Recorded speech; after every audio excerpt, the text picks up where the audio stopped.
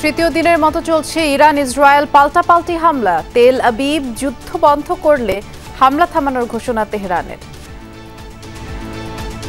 এই যুদ্ধ চায়নি, নিজেদের রক্ষা করার বৈধতা রয়েছে।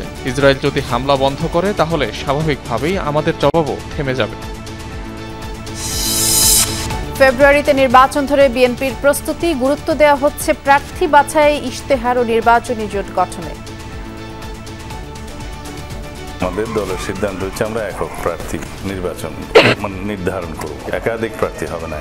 গতবারের মতো দুর্দিনে যারা দলের সাথে ছিলেন তাদেরকেই আমরা নিশ্চয়ই অগ্রাধিকার দেব।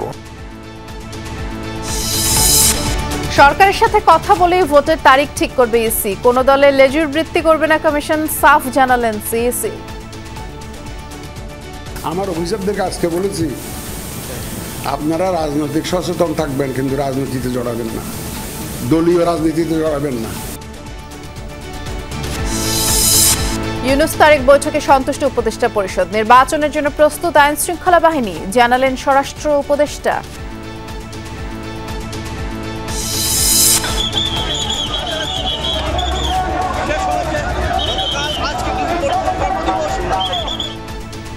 ব্যারিকেড ভেঙে সচিবালয়ে ঢোকার চেষ্টা, শিক্ষক নিবন্ধন প্রত্যাশীদের।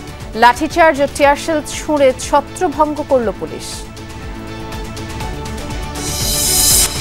যুক্তরাজ্যের সম্পদ জব্দই প্রমাণ করে অর্থ পাচারের অভিযোগ যথার্থ, মন্তব্য গভর্নরের। দুদকে হাজির হতে আবারও টিউলিপ সিদ্দিককে চিঠি।